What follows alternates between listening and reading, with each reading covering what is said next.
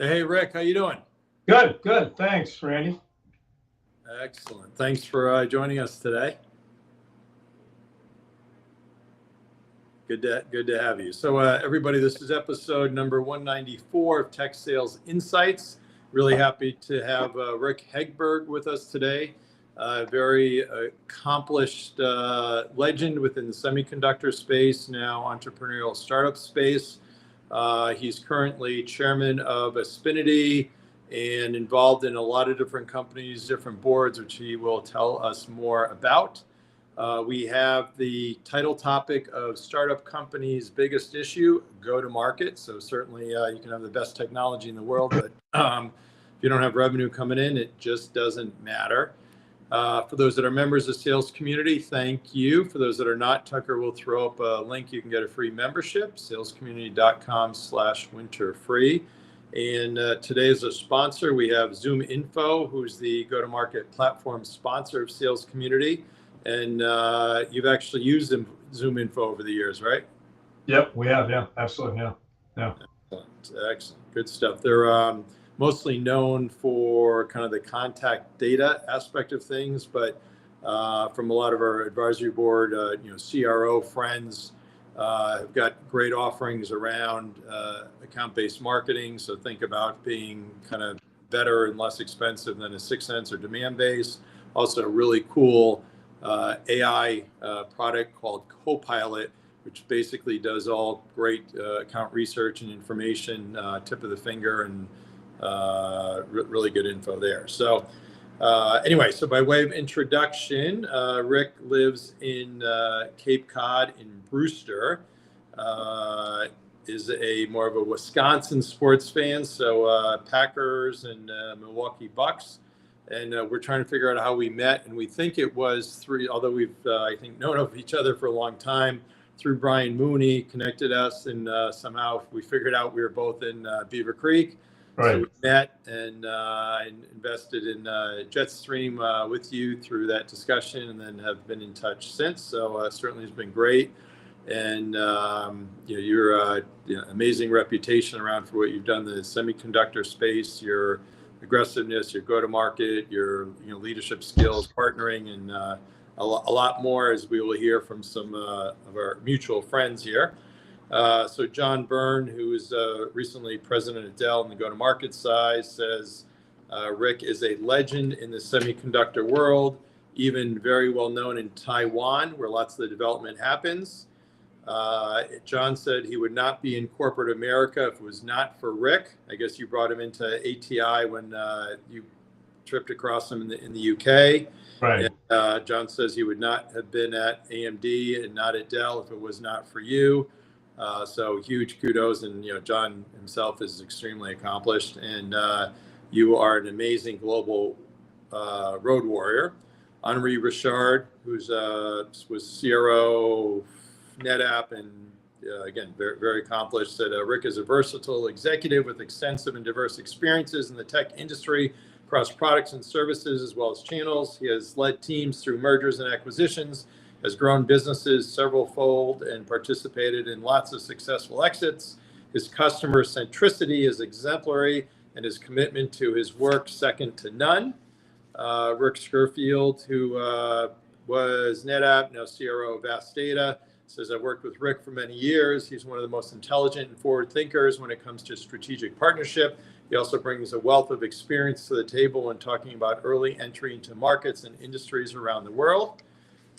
Stephen DeFranco says Rick has had a stellar career in the semiconductor industry, led sales organizations at ATI, AMD, Qualcomm, SanDisk, and NetApp.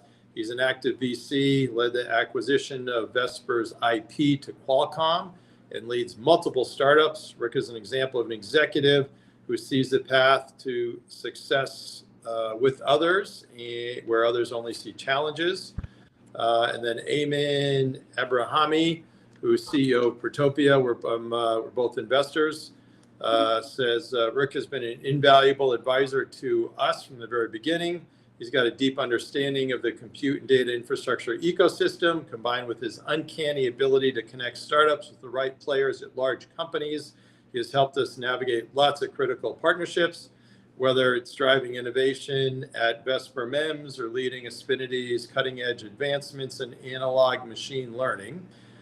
Rick brings the same clarity and decisive action to his work with us, ensuring that the potential of new technology is realized through impactful and symbiotic collaboration. So can't get much better than those, huh? Whoop. All right, Rick, you there? Oh. Rick? Yeah, we can't hear you. Tucker, let's see. So I was hearing you fine before, Rick. And yeah, can you hear me? Okay, now we can hear you. Yep. Yeah, sorry, I put my earbuds on. Okay, all right, no problem. All right, so awesome intros there. Yeah, that was great. Yeah, I'm glad we're recording this. I can actually use it later. Absolutely. Perfect. Yeah. All right. Yeah. So we're jumping into questions here. So you were Marquette, that's your Wisconsin roots in '82. What was your first job out of college? So just while I was going into college, my dad was running a startup company. So I worked there like in high school, college a little bit. And when I got out of college, like people from our age, we didn't have a lot of money. So I took the highest paying job I could get, which was at Motorola Semiconductor. So I moved out to Phoenix, Arizona from Chicago. And, but the reason I bring it up, Brad, is, my core roots have been through my father, like a lot of us, right? And he was involved in it because he started his own company. So I was at Motorola for, a handful of years. And then I got the itching to kind of do my first startup. So from there, I moved up to Boston, actually. And I was involved in a startup just right down the street from EMC on South Street in Hopkinton. So we were doing memory modules. It was a technology that came out of Wang. So I was employee number 10. I was the age of 27 when I kind of did my first startup at that point in time. But my first job out of school was at Motorola Semiconductor, which is in Phoenix, Arizona. Yeah. Awesome. Yeah. And then you can briefly go through your impressive career from there. Yeah. So that company was called Electronic Designs. It was a Tucker Anthony funded startup. So I got at a young age, got my first kind of stint at that. Bob Palmer, I don't know if you remember Bob Palmer from the day. Bob was running digital equipment, semiconductor business, and ultimately, took over from Ken Olson. Bob was on our board, so I got some exposure to some pretty, at the time, pretty significant players in the Boston area. We took the company from basically zero revenue to almost $100 million of revenue. Sold the company. And then from there, I didn't want to go to the acquirer. So I ended up moving to California, and I went to work for another semiconductor company called VLSI Technology. And then from there, I've just been very fortunate to have been, I ran North America sales for VLSI. I got a general manager's job at VLSI at an early age. And then ultimately we moved back East Coast because my daughter was born. We wanted to kind of get closer to family. So I took a job at Lucent Microelectronics, and bigger job, $3 billion of revenue under my responsibility. That was when Lucent was taking off in the whole comms market. This was, pre-2000. And then I did a few years at Lucent, and then again got itchy to do another startup. So I moved down to Raleigh, North Carolina, and I ran a startup company, sold that company. And then I got recruited into ATI Technologies, which was up in Markham.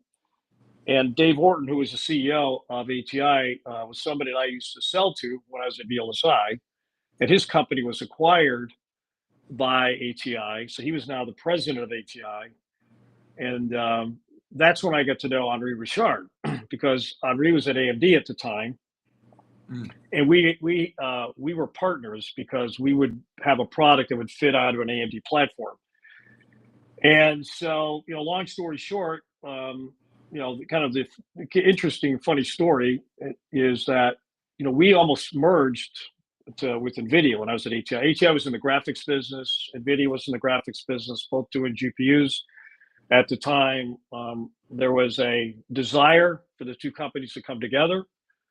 Unfortunately, it didn't happen for other reasons. And so it was interesting because Henri and I we're going to have dinner in Palo Alto and just meet. And I was talking to Dave Orton, who was the CEO at the time of ATI, and he said, "Hey, I told him I'm meeting with with Henri," and he said, "Hey," he gave me a list of questions to ask Henri because we had heard a rumor that AMD was looking to buy a small competitor of ours.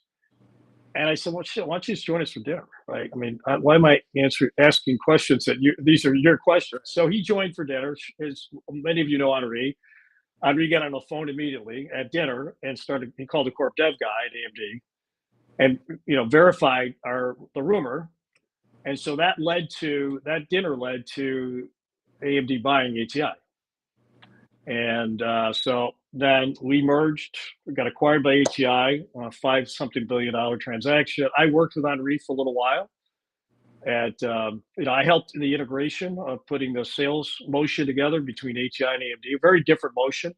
So we had to integrate that together. Then Henri decided to leave. He went to work at Freescale. So for a short period of time, I took his job. And then I decided to leave. And then I did another startup, which was a memory startup, which was a joint venture between STMicro and Intel.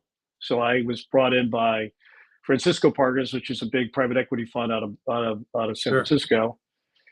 And I was responsible to really look at building the go-to-market for that company. This was before it was a real company because we were still working through how we're going to put it together. So taking the two sales forces, putting them together, again, back to how we were going to go to market, building a business plan. Then we launched the company. We got funded, we spun out. And then eventually that company was sold to Micron. And then I left Micron because I was redundant at that point in time. There was also a CRO at Micron at the point in time, Mark Adams. And then from there, I took a job at Atheros, which is another tech company in the Valley. And then we got acquired by Qualcomm. So again, being the sales leader, I was responsible to integrate the whole sales organizations between the two companies. So it's just, I've been through a number of acquisitions, a lot of economic value. And then I got reconnect with Henri at SanDisk, and we worked together there. And that was sold to Western Digital. And I, again, did the same thing, integrated, because Henri had left, went to NetApp. I stuck around. As I said, I kind of did the dirty work for him and kind of put that together. And then I joined him at NetApp for a period of time.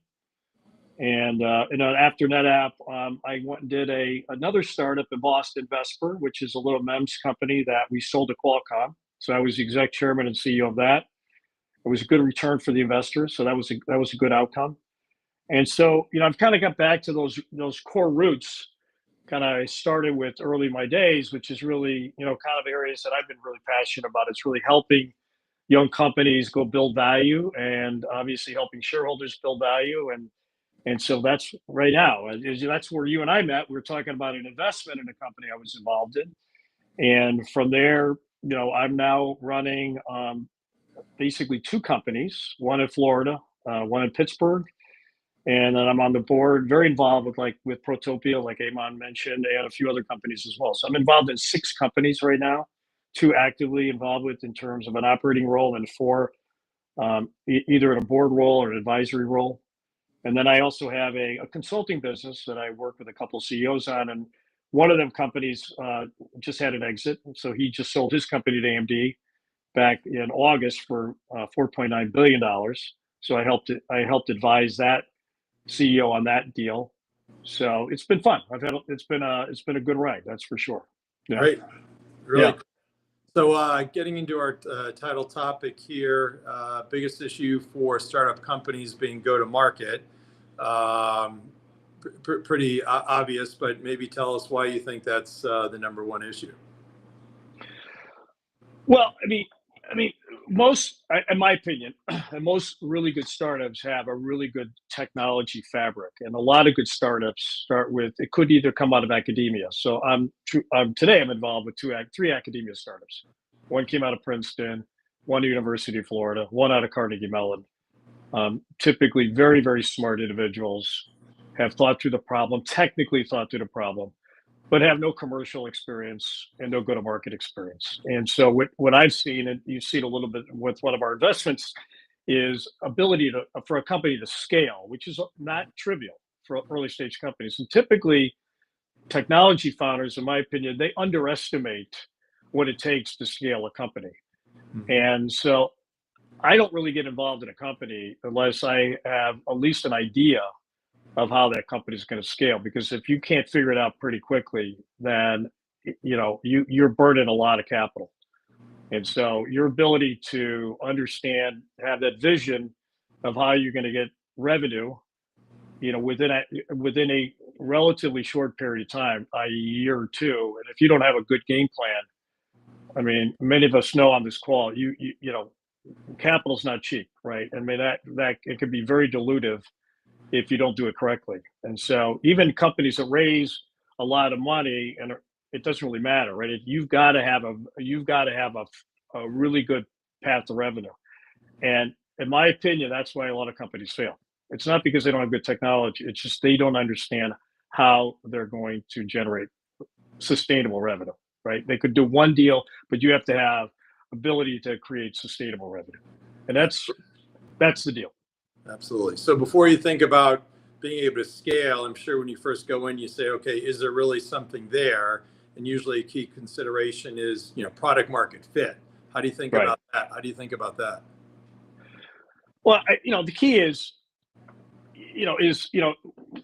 what is the ultimate value proposition? What is the client value proposition? And it's got to pop really fast, right? And it's got to be super clear in terms of what. And if that story is complicated to tell, that's going to be a tough one, right? And so when I do my assessment, I mean, that's what I try to understand really fast. Is it's got to be a very clear customer value prop, and ultimately it's got to have economic value to the client as well.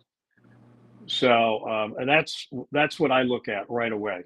And then from there you can kind of build your story. You can build your game plan around that, which is your basic 4 P's of how we all think about go to market. But if you don't have that core right away, you can't. It's hard to design that, right? It's got to be pretty clear pretty early.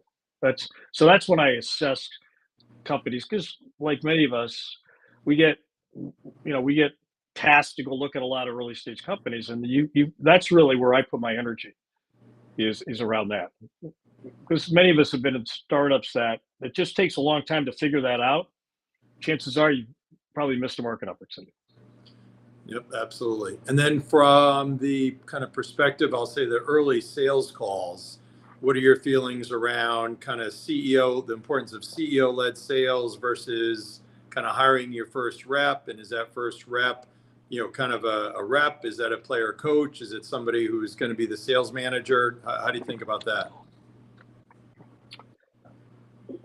Well, I mean, my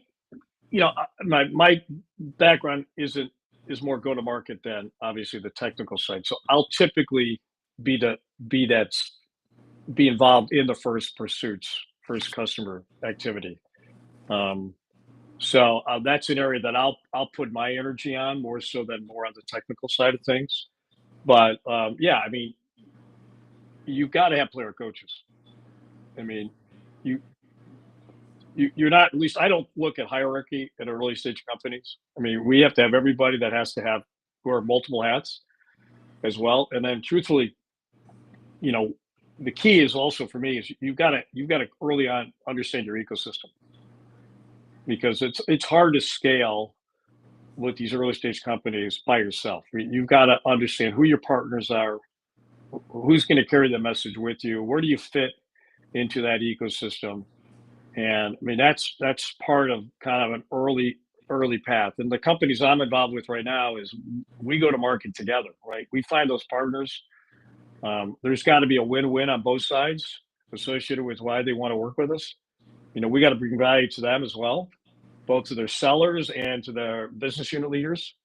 So, I mean, if you can find that fit as an early stage company where you have a go-to-market partner that they're economically motivated to work with you, then you've got something.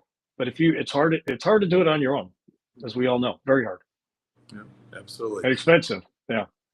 And then what about trying to figure out kind of that, kind of, I'll say the ideal customer profile, the target audience, kind of, who are you best suited for around that product fit, around that value prop? Well, I mean, just experience right now is, the two companies that I'm very actively involved in have a very diverse set of customers, potential customers. For example, my Florida-based company is a software company. Our main audience is companies that are designing SoCs or chips. So companies like NVIDIA, Intel, AMD would be customer of ours. And those are the ones that you want to go sell to, right? That's the natural affinity. The big whales. I want to go land a big whale, but it could be very damaging as well. So I think you've got to also pick the right set of customers that you want to learn with, because early stage companies, your chances are you're going to have some challenges with your technology. You're going to have issues with stuff. So you have to identify those customers that are willing to work with you, that, because it may not be perfect what you deploy. And so profiling that set of customers that really are going to be friendly, that really appreciate the technology, are going to be important. So I think that's always a balance here, which is, do you want to go win the big whale that could really change the economic value of the company? Or do you want to focus on some of the smaller customers that, that may not necessarily change the knob of revenue, but are good teaching customers for you? And, frankly, the venture world, as many of us know, they look at both, right? They look for, they want you to have some customer success, right, but they want you to, they want to see how do you scale to the folks that are going to provide real economic change to your company. So there's that balance that you got to find. And so, my software company in Florida, our solution is so attractive. The big guys are very interested in it, but time will tell if that's the right, that's the right path for us. Versus the other companies I'm involved in, we tend to focus on some of the longer tail customers that, frankly, they're going to be a little more forgiving for us, if you know what I mean, at this stage in the game. Absolutely. So it's okay to go the kind of elephant or whale hunting, but at the same time, it's good just to get some wins with some smaller companies as well. I think so. Especially when you're, like in our case, we're one's a Series A, one's a seed company. I mean, frankly, just getting any customer momentum is super helpful at this stage of the game. Yeah. Absolutely.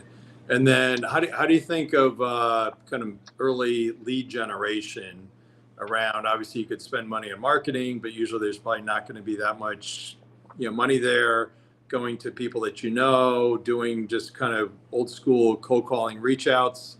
How do you think about that? Well, again, I think what we've tried to look at is what are the different platforms when you can get the best reach, the most cost-effective platforms. And as you know, Randy, there's a lot of different types of platforms out there that you can work with, right? And so depending what industry you're in, there is a very different type of platform. So, we try to use our website a lot, right? There's that, that is a good means of at least a connection point between also showing off your technology through some means through your website is also important. We're trying to use LinkedIn Navigator a lot, right? Profiling those customers, identifying those individuals within those customers using that particular tool. one of my startups, we're using HubSpot. The other one is using Salesforce as part of our demand gen. We're really focused on content. Good content that's interactive content is really important at an early stage company, where you actually show your value prop very, very simply. So we're trying to do a lot of social as well. So a lot of things that are relatively inexpensive at this stage in the game is important. But again, you got to identify that audience. Who is the right audience for and we've got my one company is it's a very unique audience. So you've got to understand that audience. We got to curate that audience. We got to get to those individuals, and we got to find different means to go do that. And it could be through podcasts like you're doing here, to different sorts of social medias, to attending different type of conferences. I don't know if there's a perfect answer, but you got to try them all, truthfully, in my opinion. I think we're trying. And also, have really smart people that understand this as well. I'm not a social marketing expert, but identifying people that can help you in those areas is also very important as well.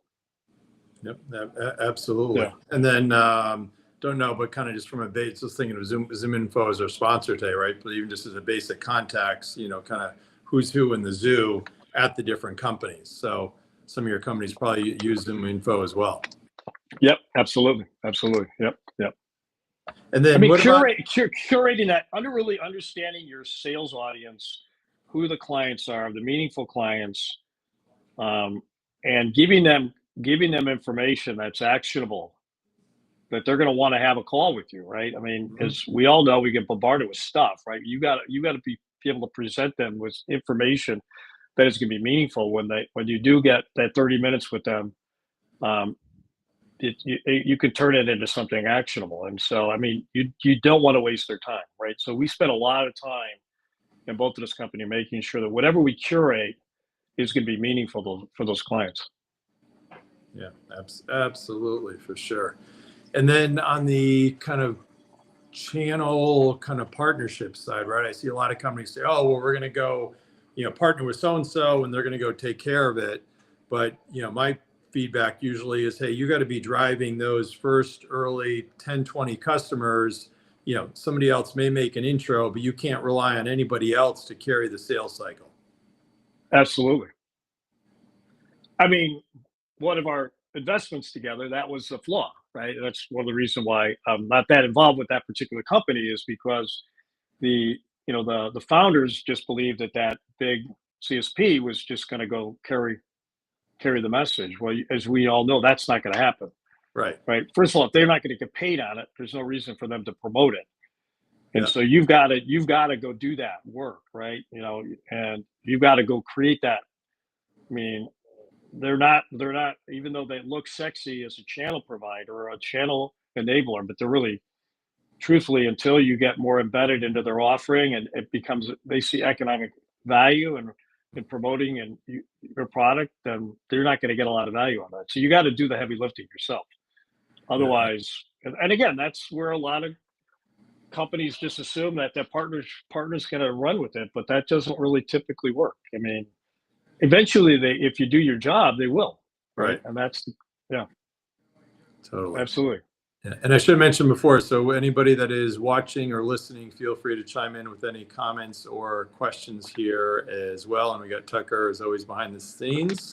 Thanks for your help, Tucker, and he'll pull them up for us. And then, there's obviously lots of metrics, lots of KPIs. But if you think about it kind of from a go-to-market perspective, early on, maybe the first, 6 months or so, kind of what are some of those key metrics for you? Well,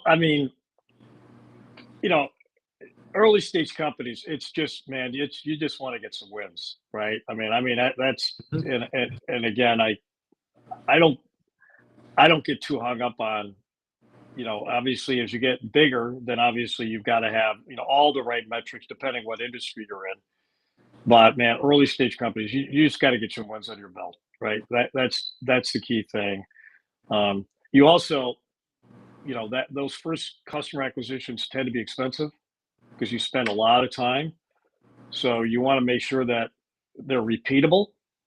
So if you're selling any software, right, which is our licensing software, you want to make sure that it's going to be pretty sticky. So you don't have to go spend a lot of time and going through that refresh cycle. So that's the other key area is, those first engagements that you really want them to be sticky engagements. Otherwise, it's a lot of money, right? A lot of time, a lot of money, and likely probably not a lot of revenue that comes out of those first deals. So to me, those are the most important. They've got to be they may not be massive in size, but they've got to be strategic, and you've got to look at it from a multi-year engagement standpoint. Otherwise, it's hard. Yeah, totally. And then what about any, if there's kind of 2 or 3 things you'd say are not priorities, right? Where do you see people kind of wasting their time that they should not be prioritizing? That's a good question. I would think, well, I mean, I don't know if this is exactly answer your question. I mean, first of all, I'm not into hierarchy in any company, right? So, I mean, all hands on deck. All hands on deck, right? So whatever it takes to get a deal done, right? So, if I got to get involved in whatever level to win that deal, so be it. Even in my capacity, it doesn't matter, right? If the founder of the company who may be not that involved with the company anymore, it needs to get involved, so be it, right? So I think the thing I spend no time on is be concerned about titles, responsibilities, about what does it take to get a deal done. And I think a lot of early stage companies, a lot of the founders or whatever say, well, that's not my job. Well, that just doesn't work at all. Right. So, I mean, you got to make sure that's the case. And I think you got to get rid of the bullshit, right? I mean, you can't run an early stage company and have a lot of nonsense going on. So I try to very quickly eliminate the bullshit, right? Because if you got that in your company, that's a cancer. You got to get rid of it really fast. So, yeah, absolutely. Yeah. And then some things I see is kind of, I'll say, loose spending on kind of the marketing side that may not deliver short-term results. Focus on, hey, let's do our branding. I'll say, well, who cares about branding? Just got to worry about kind of getting deals in, and then. Right. Unrelated to go to market, but it impacts the spend is, on the engineering team trying to get to perfect as opposed to good enough, right? If it's good enough, then you can sell stuff, then you're going to get the money coming in. You can kind of work on that eventual roadmap. A lot of times the engineers are kind of too driven on, well, this is really what the customer wants and needs. I know best. Well, they're saying something else and it's good enough. So let's lock and load and go. Right. No, that's another good one, truthfully, is MVP. Right. You've got to have a clear sight to what that minimal viable product or minimal viable solution is. And because at least my history is, the engineering, again, most of these startups typically have a very strong engineering team. And back to your point is they want to make it perfect. And perfect is not the right answer, and right. it may take too long to get perfect. Right. So really homing in on an MVP is very, very important. Yeah. Early on. Yeah, right. Absolutely. What out from kind of sales pet peeves perspective? Any kind of 1 or 2 things that just kind of really piss you off?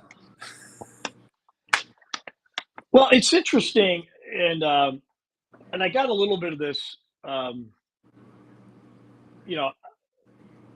think early on is I want to align myself with, the compensation always is an issue, a challenge, right? So you want to align compensation, especially in the sales organization, not transactional compensation or as your early stage company, but how are you actually helping build value for the company, right? And so, right. If you've got a seller that's very focused on that transaction, how much money you put in the pocket versus how much money how's it helping the company? Truthfully, that's a little bit of one of my pet peeves, right? So the balance of how you compensate. So what we'll typically do is on certain wins, we'll give them more equity, We may not necessarily give them a lot of dollars for that deal, but we're going to give them more equity because that is probably longer term a better Mhm. value for them. And so, just finding that right balance, because as we all know in sales, and what you want is you want a sales force that's financially motivated, but you want a sales force that's not sucking all the profits out of the company, but also is willing to take a bigger equity stake in the company. So that's at least in the purview of what we're talking about here. That's one of my bigger pet peeves. Yeah, absolutely. And then as the companies do start to kind of grow and scale, how do you think about just basic kind of sales training?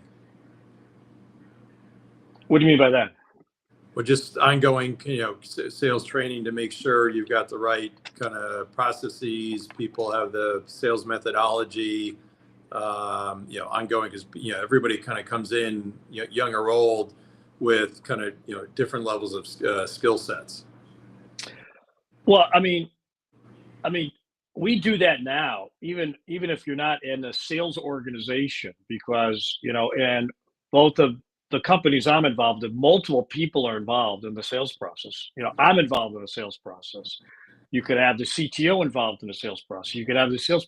So we actually, before we even do a presentation, we're actually, we go through that.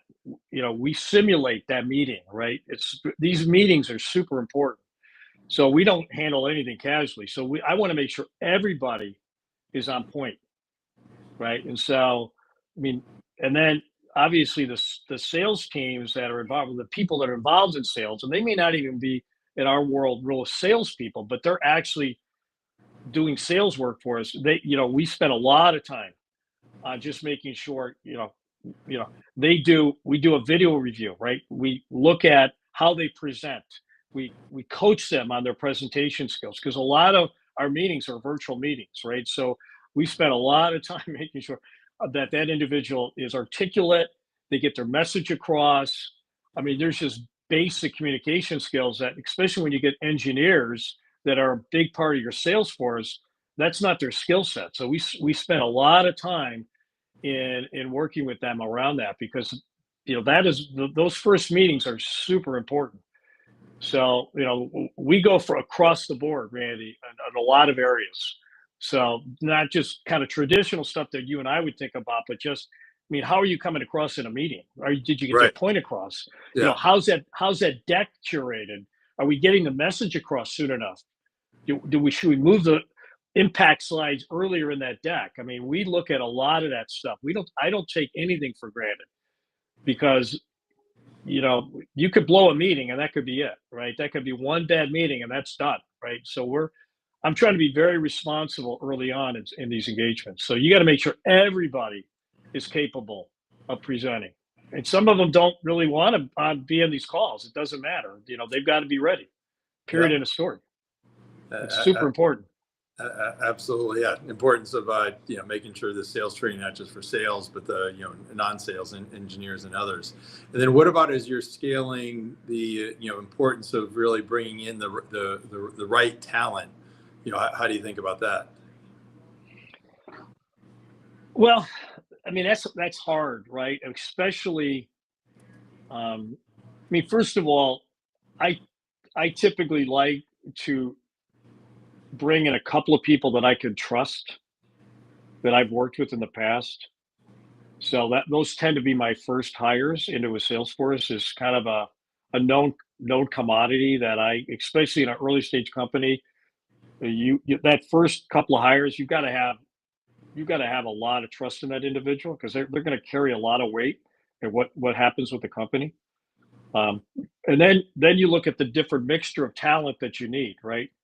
You've got your technical community that you've got to go create. Where do you want to create that community? Is that going to be in India? Is it going to be in the US? Where is that going to be? Then you look at your sales force, again, where your customers are. Then obviously what we've been looking at is, how do we recruit some younger talent into the company? So create that balance. So assume we got that really seasoned leader. And then how do we look at some of the younger talent? So can we identify folks out of university that have got a technical background, a good domain knowledge and business background? How do we get them motivated?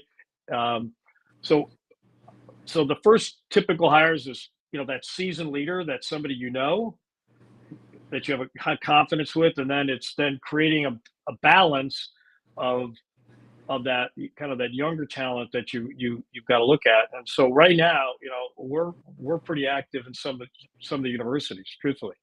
So my Florida company is down. We're connecting University of Florida. The guys out of Princeton, that's not necessarily an area that we're going to typically recruit from, but we're kind of looking at other universities that we want to look at. So, I mean, that's kind of the current model that we're looking at, because a lot of the sellers they're basically doing, it's over the phone. We're not, the old days of in-person meetings, not that they've gone away, but that's in an early stage company. That's less of the where you make the impact. The bigger impact is these type of meetings that we're doing right now. Yeah. Which is all virtual. Yeah. That's where you get the best bang for the buck, right? Yeah, absolutely. Well, right. Time flies when you're having fun. So amazing. Just, so much wisdom here. Really, really appreciate it. For people that have known me a bit, I always like to ask if there's, I don't know if you have anything, but any PG Randy story. Well, yeah. So, I don't, you remember, so we met for the first time in Beaver Creek, right? And so, through a kind of a mutual friend of ours, Brian Mooney, because Brian, who's a consummate salesperson, said, "Hey, you got to meet Randy." And I've known of you for a long time, but we had never met. And so we kind of connected via text. And so we said, "Let's meet at the bar at the Ritz." So you had to go from your side of Beaver over to Arrowhead area or Bachelor Gulch side, and you were sitting at the bar, describing yourself. This is who I am. I'm sitting at this location of the bar. And then we had a great conversation. And if you remember, that was about, I was thinking about starting a venture group, and I was trying to see if you would be interested in participating. And I'll never forget, you said your wife was saying, "Where are you going?" And I don't know. I'm going over to the Ritz to go see some guy I don't even know. And I don't know why, but he sounds interesting, so I'm going to go meet him. So that was our first time, and then from there, the rest is history. So it's been great to know you. Yeah, definitely, absolutely. Yeah. And we got a couple mutual companies going now with Protopia and Jetstream, and hopefully we got some others. So absolutely. Anyway, you've been fantastic. Appreciate it. Tucker, as always, thanks for your help behind the scenes. Zoom Info, thanks for your sponsorship. And again, for those that are members of the sales community, thanks. For those that are not, you can go ahead and join with the link that Tucker threw up. So everybody have a great rest of week, and hopefully you stay warm. Yeah, thanks, everybody. Thanks, Randy.